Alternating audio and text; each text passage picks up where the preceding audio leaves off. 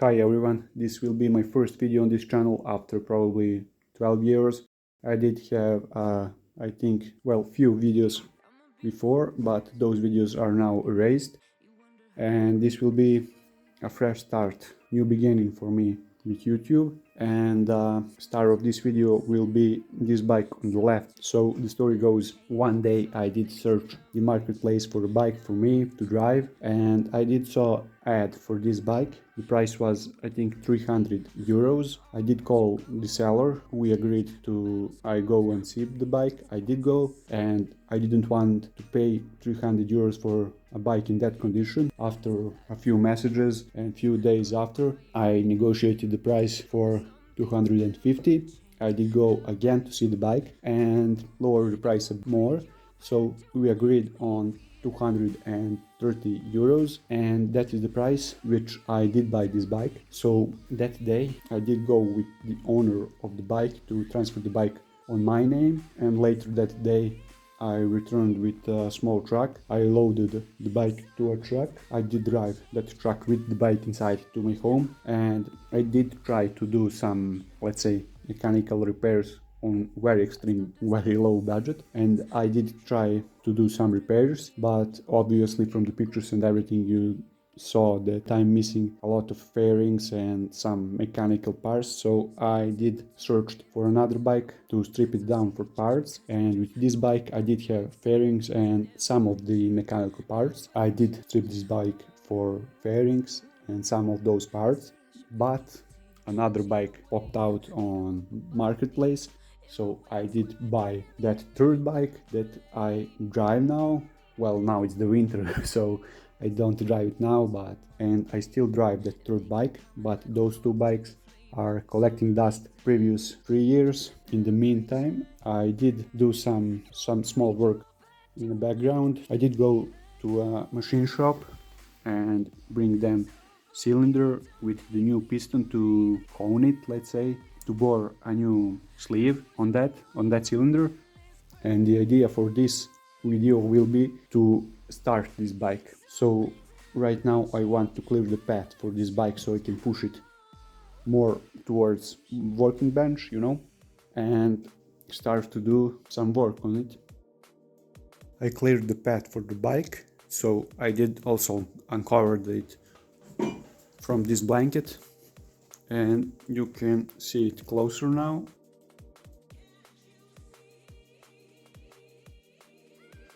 That is the condition of the bike.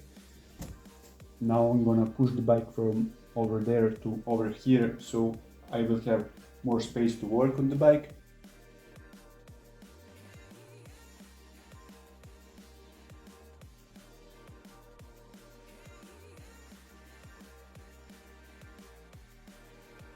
Well, now you can see the condition of the bike. It hasn't changed much from those pictures back then and now, and that is because I was, let's say, preoccupied with that bike and other stuff with life. But now the time has come to start working on this bike. The main thing for this video is to start the engine. Usually I wouldn't drop the engine for this job to mount the cylinder, as you can see over there. I want to record it. You wouldn't see anything like this on the bike. Now I'm gonna strip down anything that I can see the fuel dripping.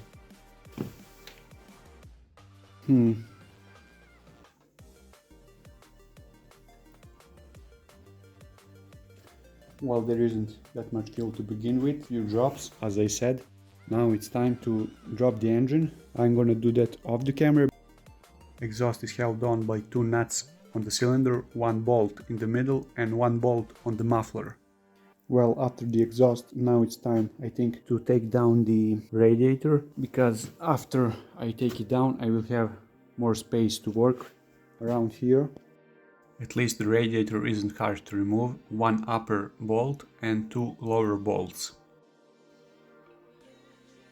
Now gear shift lever that is held on by 8mm nut with loose joints, and it's so greasy.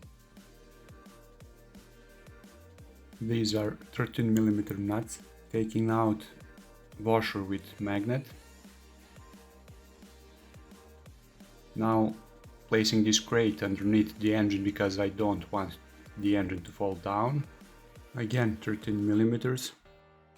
Sliding the chain off the sprocket because if the chain is there I couldn't drop the engine down. These are 13s from before that you did see. Now I'm shaking the frame hoping that the engine will fall down on its own, but it's harder than you think.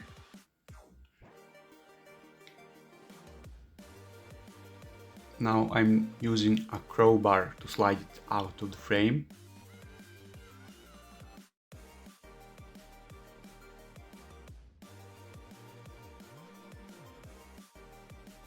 The main objective for tonight is done. The engine is out of the frame, so that's it for tonight. Tomorrow I will continue towards path of restoring this bike. It's the next day. Now I want to wash the bike, but I don't want for those cables to get wet, so I will disassemble the installation of the bike and push it out to wash it. Passenger seat removed, tail fairings, tail installation, tail trunk removed completely, installation further. Installation is on the front of the bike now, and now it's completely gone, down to a concrete floor.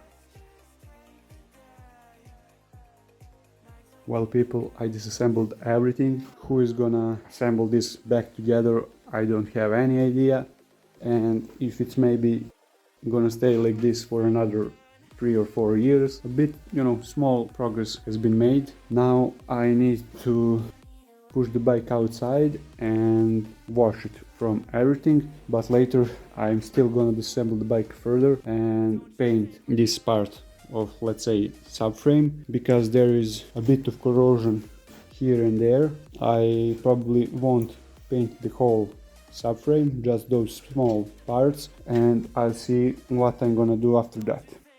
I did wash the bike earlier. Now I wait for the frame to dry. While I wait that, I did check the engine numbers, and this engine isn't from this frame.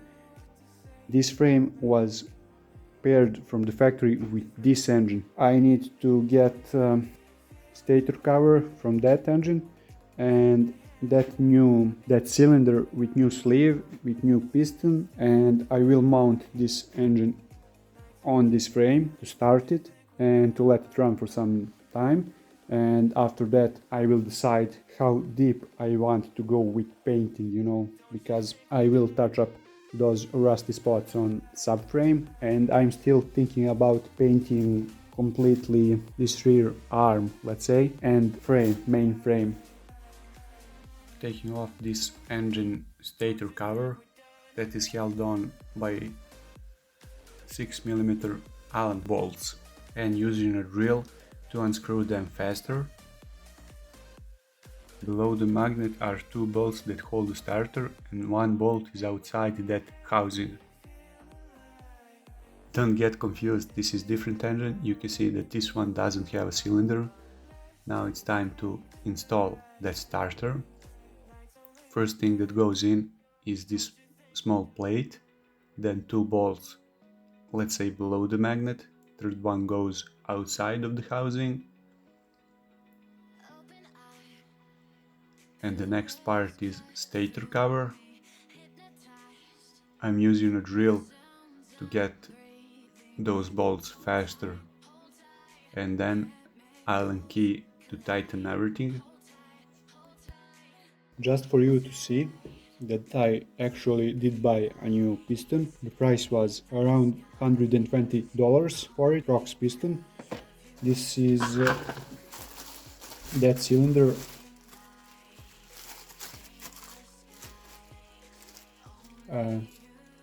Wiping out my name and number written on it by the machine shop. This is that cylinder straight from machine shop. You see it was wrapped and still has that machine oil. So, and here is the piston.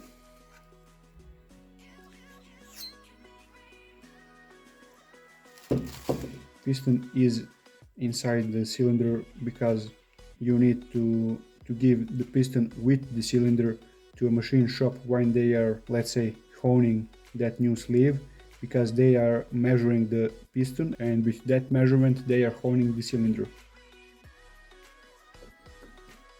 Now it's just perfect for this cylinder. I actually need to wash this cylinder because there can still be a residues from machining and from that oil. Cylinder is washed, power valve is mounted, exhaust studs screwed in. Here you can see how I did screw in those cylinder head studs. Using a drill I screw them faster, and then I'm using a wrench to tighten them, and repeat the whole process.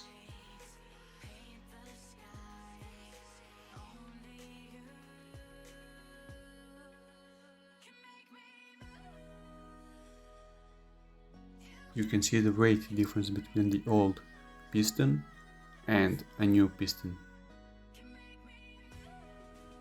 This T on the piston ring means top side. Installing the piston rings, and you can see how they need to be oriented in relation to that little pin. I cleaned surface on the block, surface on the cylinder. Piston is ready, it's mounted. Wrist pin is in place with circlips on both sides. That is because I'm gonna use Rinso seal instead of the gasket around here, and I did use it multiple times on other bikes and also on this bike before, and I did never have a problem with this. When applying sealants like this, you want to spread it thin, because if you leave it thick you can get some of that sealant squished inside of your engine, and that won't be good. Outside you can always use rag and clean it. Now this part is very tricky, where you want to compress, squish those piston rings and slowly push the piston inside the cylinder, because if you don't, you can break a piston ring. When you tighten the cylinder, it's important to get all of those nuts tightened evenly. Here I'm using the same method, cleaned everything, applied the sealant, tighten every nut in the star pattern, thermostat, applied sealant, and then tightened that down. This part is used for cooling or heating the carburetor. Coolant goes through them. And now the current state, engine is back on the frame, back on the bike. I'm gonna mount the exhaust, after that probably carburetor, after that installation with the battery. I'm gonna try to start the bike. Exhaust is back on the engine. Now it's time for the carburetor. This mess should be everything electrically that I need to start the engine. Now I will check if there is a spark. Yup, yeah, we have spark. Now we need just the fuel, and this should, fingers crossed, this should fire up.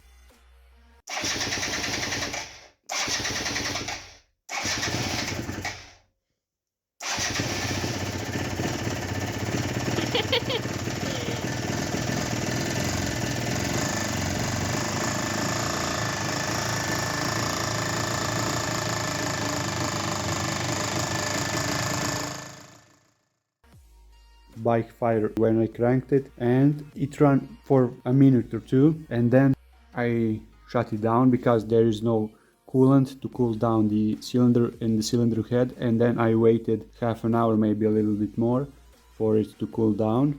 Now the battery is still connected to a battery charger because there is no rectifier connected to this bike, so the battery isn't charged while the bike is running. So I did charge it like this. Looks like that is it for this video. As I said, this video will last until I fire the engine, so we are there. Now I'm gonna drop down the engine again and decide how far down I'm gonna go with the frame, with the subframe, with rear swing arm. There is much to be decided about this bike's fate. If you're interested what is gonna happen with this bike, let's find out together. Thank you for watching, and I hope that I'm gonna see you here with the next video.